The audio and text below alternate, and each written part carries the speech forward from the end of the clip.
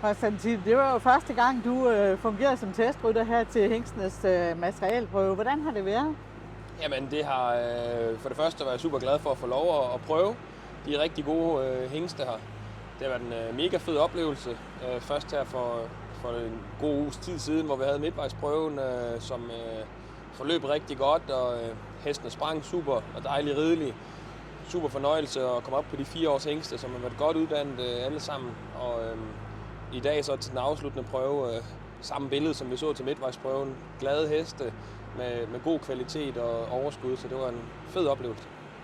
Nu er det jo første gang, du fungerer som testrytter. Hvad har du gjort dig nogle forberedelser, inden du kom herned?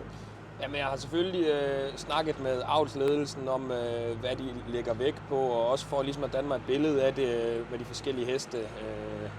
På forhånd fulgt lidt med, hvad det tjekke et resultat, og hvad er det dansk varmblod sætter vægt på. Så det har vi selvfølgelig haft snakket lidt om, og ellers så har jeg prøvet at følge min fornemmelse, som jeg altid gør, og så tage den med over på hestene, og så give den mest fair bedømmelse, jeg kunne.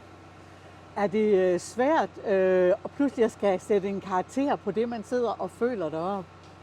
Ja, det er det bestemt, og nogle gange kan en karakter måske også være, jeg ved ikke misvisende, men det kan være svært i forhold til altid at skulle give den rigtige karakter, for man kan godt sidde med en fornemmelse, man måske ikke kan se, men der er man nødt til at føle sin mavefornemmelse og det, man er vant til, og det har jeg også gjort her. Jeg synes egentlig, at med det resten af avlsledelsen har givet af karakter, og Torben, træningslederen, har givet af karakter, og jeg så har vi ikke været langt fra hinanden, tæt på faktisk overhovedet ikke været fra hinanden i nogle af karaktererne, så det har været dejligt at se, at vi har lænt os så meget op af hinanden.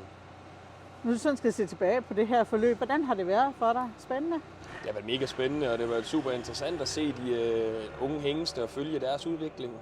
Først så var jeg også til indsyningen, kørte jeg herud og kiggede, og så hestene og skrev mig lidt noter om dem, og så kunne sammenholde det under midtvejsprøven og efterfølgende til den afsluttende prøve. Det har været mega spændende og mega givende for mig, og sjovt at følge lidt udvikling i den danske avl.